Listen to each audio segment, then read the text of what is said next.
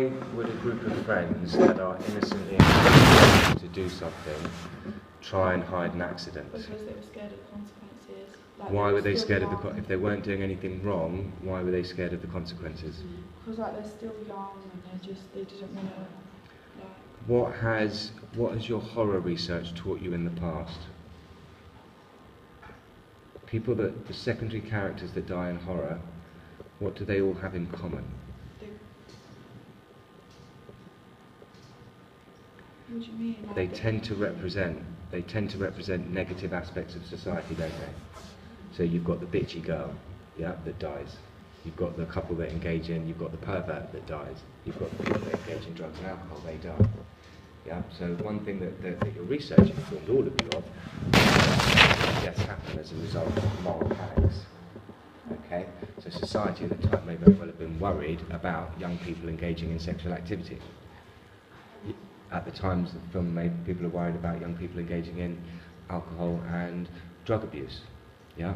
So these films are moral tales. So I suppose the point I'm getting at is there an opportunity for you to, I've got no problem with them hiding the murder, but I think we need to be very explicit. I think you're missing an opportunity if we're not saying it's because of something they've done wrong. So would it be like while she's on the heights, like you can see the teenagers doing things wrong, like drinking, smoking? I think so. I mean, it doesn't have to be as explicit like that. They're just character types, right? I mean, they'll just be normal teens. Yeah. No one's suggesting you murder someone because they kissed a girl or they kissed a boy. But what we're saying is that in horror films, the killers tend to represent that moral justice. Yeah. That these people do that they represent the bad aspects of society. So let's just kill them. Yeah. It's very extreme moral justice, and it's a horror film. But I think if we can allude to the fact that they're doing something wrong, and that's encouraging them to lie, I think that would be a really good idea.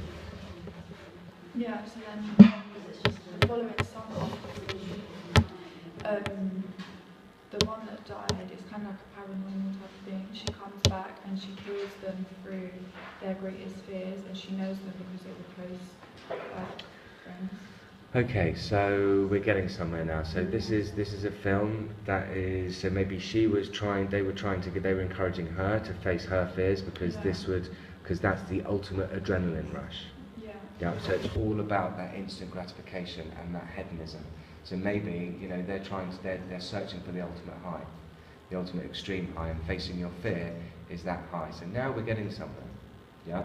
So I think that's a really good idea. So if they're kind of, I think we've got a notion of extreme sports or something like that. But I really like the idea of them purposefully trying to face their fears.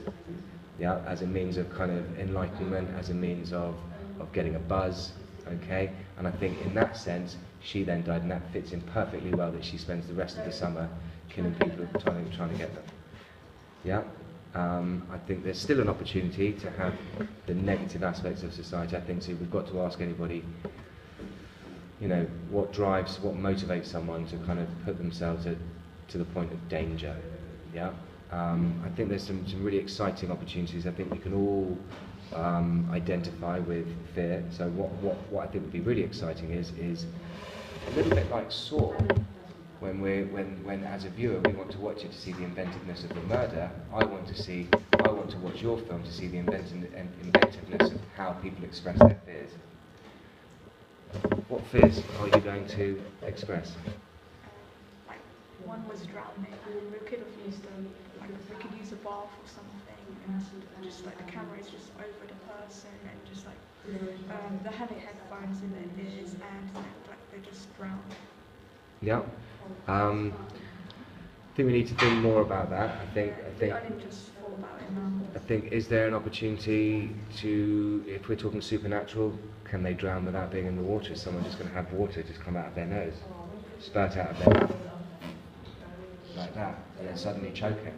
How would we do that out? Well, once you know what you want to do, the logistics, we can research kind of makeup techniques and special effects, that's no problem. But I want you to get inventive, I want you to get creative. I don't want to watch a movie and see someone drown in a bath. Boring. Yeah? You've got the opportunity now to really engage me with this and express that. What other fears do you think you'll... Heights. There was a fear of heights. There was another fear of actual death in the dark. So I would research fears, yeah, and then I would look at fears represented in horror and see what inspiration you can get from that. Okay, who's going to survive? Well, I'd say that in the beginning, you could have someone saying like, no, it's fine, just don't take enough steps, and that would be the one that survives because she was trying to help. Wouldn't the people that are brave enough to face their fears ultimately overcome them? That's true.